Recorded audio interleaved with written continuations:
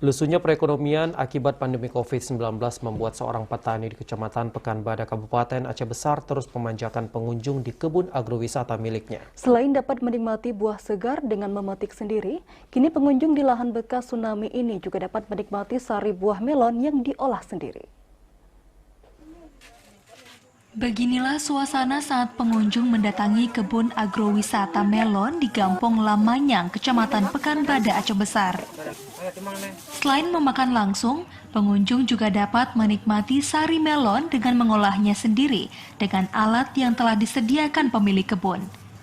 Tak hanya mengolah sari melon sendiri, di lokasi ini pengunjung juga ditawarkan sensasi memetik melon langsung dari kebunnya. Aneka pilihan yang ditawarkan membuat kebun di lahan bekas tsunami ini selalu dikunjungi warga, salah satunya Safrina. Sensasi memetik dan mengolah sendiri buah melon menjadi alasan warga Kota Banda Aceh ini rutin berkunjung.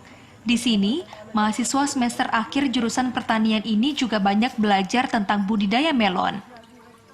Di kebun melon ini juga penggunaan perangkap lalat buah yang kita tahu itu lalat buah itu salah satu hama penting buat tanaman melon.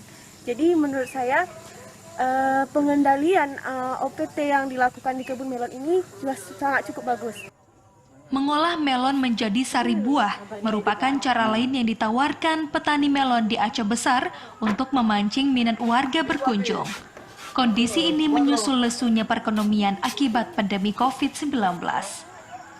Selain menikmati melon segar, di lokasi ini pengunjung juga dapat belajar budidaya melon dengan sistem hidroponik.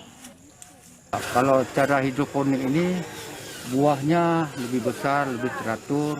Kemudian pengontrolannya nggak begitu susah dia. Dia pakai alat, kalau misal mau pakai nutrisi, ada alat, hanya tinggal ukur aja. Nah, inilah lagi kita kembangkan. Seluas 7 hektar lahan bekas tsunami di Kecamatan Pekanbadak, Aceh Besar, kini disulap Syafruddin menjadi kebun melon. Selain bagi warga Kota Banda Aceh dan Aceh Besar, melon-melon ini juga dipasarkan hingga ke Sumatera Utara.